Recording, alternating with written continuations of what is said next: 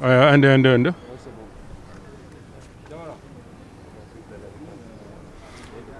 Monsieur le Président, bonjour. Bonjour.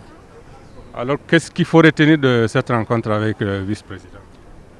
Je crois qu'il faut retenir deux à trois choses. C'est que les forces armées et de sécurité du Mali, une fois encore, ont pris leurs responsabilités face à l'histoire pour éviter à notre peuple une aventure dont personne ne connaît la finalité.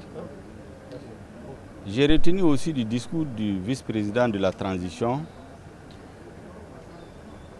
le souci de transparence, de redevabilité qui l'a conduit à expliquer dans le menu détail les derniers événements et qu'est-ce qui nous a conduit à ce que l'on sait. Je trouve que cette volonté de transparence est louable. Ça doit être désormais une pratique au quotidien de la part de tous ceux qui exercent une partie de la responsabilité au nom de notre peuple.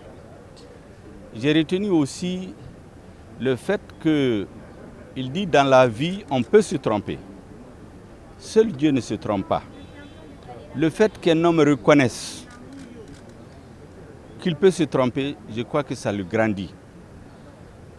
Et l'autre message que j'ai retenu, c'est que le vice-président a lancé un appel à l'ensemble de la classe politique, à l'union sacrée de toutes les forces vives de la nation pour sortir notre pays dans la situation où il se trouve.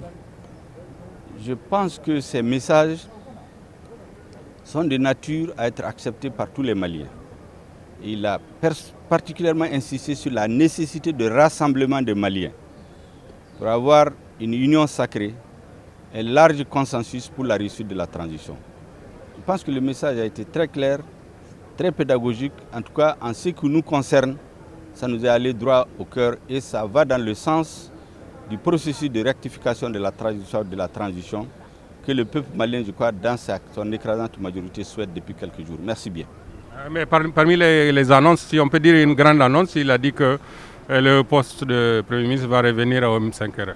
Nous ne souhaitons pas pour l'instant faire des commentaires. C'est une annonce qui peut être commentée par les journalistes, mais nous nous en tenons à la déclaration du vice-président de la transition, qui est adressée au peuple malien, du reste.